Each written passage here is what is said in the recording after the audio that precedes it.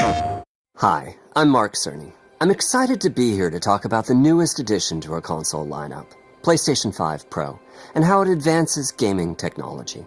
But first, I want to take just a minute to look at what we put in the original PlayStation 5 and how it delivers an exceptional gaming experience. When PS5 debuted in 2020, it brought a lot to the table. 8 Zen 2 CPU cores form the brains of PlayStation 5 and enable high-speed complex gameplay, with character counts reaching into the hundreds and frame rates that can be as high as 120 frames a second. PS5 has a powerful RDNA 2 GPU, which can render anything from intricate details to fantastic worlds with vast panoramas to explore.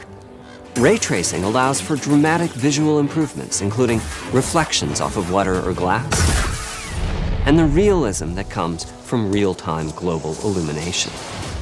A custom SSD can load data at breathtaking speed, resulting in ultra-fast transitions between game worlds and data streaming rates so high that traversal speeds are essentially unlimited. You okay? I'm working on it! Tempest 3D audio tech brings an unparalleled sense of immersion to the sound of the games. With audio so real, you may not even need to see the enemies to know exactly where they are. Finally, the DualSense controller has haptics that let you feel through your hands what your character is experiencing inside of the game. It's wonderful to see such variety and richness of game experiences. Creators have made amazing use of the hardware capabilities, but when I talk to them, I do hear about their desire for more graphics performance. The dreams of the developers are bigger than can be supported at 60 frames per second, and that leads to an aspect of modern gaming that we're all familiar with: graphics modes. It can be a difficult choice for players. Fidelity modes emphasize the visuals, typically through higher resolution rendering. These modes might also have enhanced detail or use more ray tracing. But the games only run at 30 frames per second. The visuals can be choppier and the controls less responsive. Performance modes emphasize frame rate and interactivity, typically choosing to run at 60 frames per second,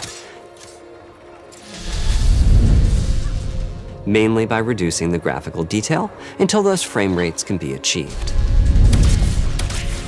When asked to decide on a mode, players are choosing performance about 3/4 of the time.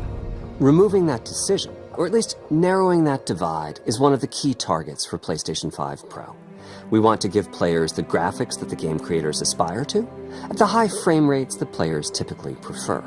To do that, PS5 Pro substantially improves over PlayStation 5 in 3 ways. Here's what we call the Big 3. First, we made the GPU much larger and increased the speed of the memory it uses. The result is rendering that's up to 45% faster. Second, we made major upgrades to the ray tracing, taking a streamlined and accelerated approach that allows calculation of the rays at double or even triple the speeds of PlayStation 5. And finally, we added custom hardware for machine learning and an AI library called PlayStation Spectral Super Resolution, or PSSR for short. PSSR analyzes the game images pixel by pixel and can add an extraordinary amount of detail, which boosts the effective resolution of the games. Game creators are adding PS5 Pro support to new and existing titles, and with the Big 3 involved, the results can be pretty amazing, with graphics showing something like Fidelity levels of detail, but at double the frame rate. Here's The Last of Us Part 2 running on PS5 Pro. It has huge amounts of detail and targets a super smooth 60 frames per second. Let's compare this to the Fidelity mode on PS5, which is only running at 30 frames per second and is therefore much choppier. Don't stop! We gotta lose. This goal of delivering almost Fidelity-like graphics at performance frame rates has been achieved for a broad set of titles, including Marvel's Spider-Man 2 and Ratchet & Clank Rift Apart. We can see that PS5 Pro is close to doubling the power of PlayStation 5. Another way to compare the two consoles is to look at PS5 Pro versus Performance mode on PS5, both of which target 60 frames per second. What we see here is a difference in detail. PS5 Pro is much sharper and crisper than PS5. For this, my favorite is the parade scene from Ratchet & Clank. Distant details are much clearer. And here we can see Marvel's Spider-Man 2 is noticeably higher resolution throughout the scene, including the trees and procedural cars. So overall, some remarkable improvement to the games. On PS5 Pro, we can see increased sharpness to the graphics or smoother and more responsive gameplay. This is the big three showing their value. As you've been seeing, machine learning via the PSSR library is being used quite broadly to add pixel detail and boost frame rate. But there are as many approaches as there are game engines. The increase in raw GPU power is being especially effective for Horizon Forbidden West. Apart from the detail boost, that extra graphics power is allowing for improvements to lighting and visual effects, as well as to the hair and the skin in cinematics. Open up, guys. Jorv's orders. Good enough for me. Ray tracing is finding broad usage as well, particularly when the games are focused on higher frame rates. The faster hardware in PS5 Pro can make a real difference.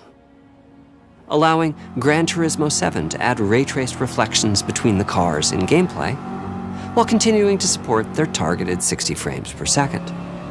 That boost in ray tracing is also delivering big wins for Hogwarts Legacy, allowing not only for better reflections and a greater variety of reflective surfaces, but also for further realism in the casting of shadows.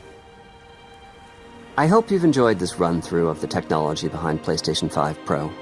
Simply put, it's the most powerful console we've ever built, and a worthy addition to the PS5 family.